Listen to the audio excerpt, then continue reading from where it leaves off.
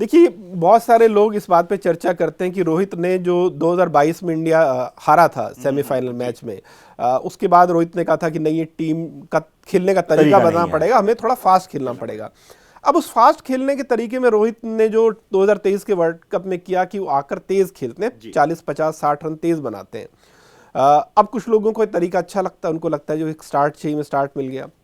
लेकिन एक वर्ग ऐसा भी है, उन्होंने कहा कि भैया जो रोहित शर्मा इतने बड़े खिलाड़ी हैं जिनके नाम 30 से ऊपर 100 है, 32 100 है शायद, अगर मैं गलत नहीं हूं, वो खिलाड़ी अगर 25-30 रन की पारियां खेल रहा है तो क्या वो अपने टैलेंट के साथ न्याय कर रहा है?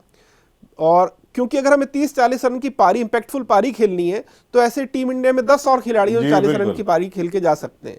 बड़ा खिलाड़ी इसलिए होता है क्योंकि वो गियर बदलना जानता है।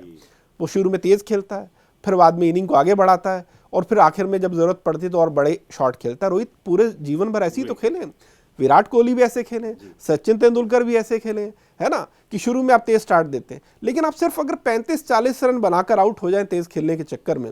अगर मैं इंग्लैंड सीरीज से, जी बिल्कुल, इस ऑस्ट्रेलिया सीरीज भी ऐड कर लिया, बिल्कुल, चैंपियंस ट्रॉफी तक की बात करूं, सिर्फ वनडे की बात करूं, तो 7 इनिंग में रोहित ने 100 इंग्लैंड के खिलाफ जरूर लगाया था। बाकी में एक में वो 0 पर आउट हुए, फिर एक में वो 1 पर आउट हुए। इन 4 मैचों में भी उनका हाईएस्ट स्कोर 41 रहा जो उन्होंने बांग्लादेश के खिलाफ किया। उसके बाद भी वो 15-20 रन के स्कोर है।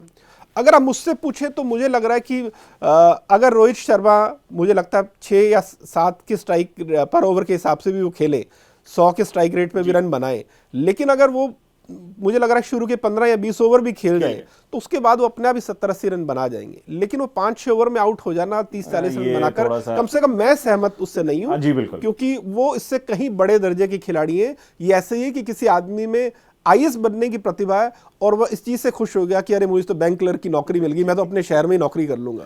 अरे भैया, आपका टैलेंट क्या है और आपकी अचीवमेंट क्या, आप ये तो देखिए। साफ तौर पर बाकी खिलाड़ियों पर भी आते हैं। स्पिनर्स तो मुझे लग रहा है कि हालांकि न्यूजीलैंड के स्पिनर्स भी अच्छे, लेकिन हमारे स्पिनर्स तगड़े नजर आ रहे हैं।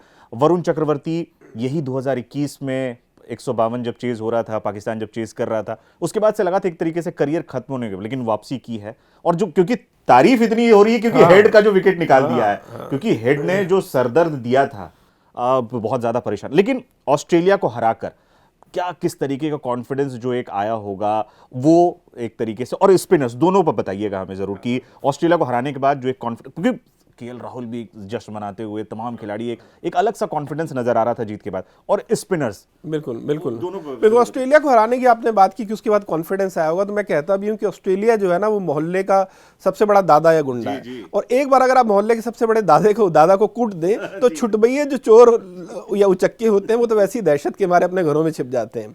तो सबसे पहले तो हमने मोहल्ले के जो सबसे बड़े दादा को, हालांकि ये नेगेटिव सेंस में नहीं कहूंगा, लेकिन हाँ, उसकी हमने पिटाई तो की है, ठीक है। तो जो ऑस्ट्रेलिया को नॉकआउट में हराने का जो एक कॉन्फिडेंस है, क्योंकि 2011 का जो क्वार्टर फाइनल था वर्ल्ड कप का, उसके बाद हमने नॉकआउट में ऑस्ट्रेलिया को नहीं हराया था। 4 बार हम ऑस्ट्रेलिया से भिड़े थे। 16 का T20 वर्ल्ड कप हराया था हमने।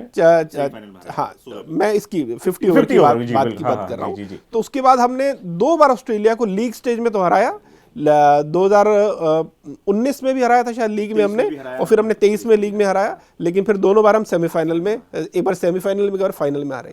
तो इस बार काफी सालों के बाद हमने ऑस्ट्रेलिया को नॉकआउट में हराया, तो ये कॉन्फिडेंस तो है ही।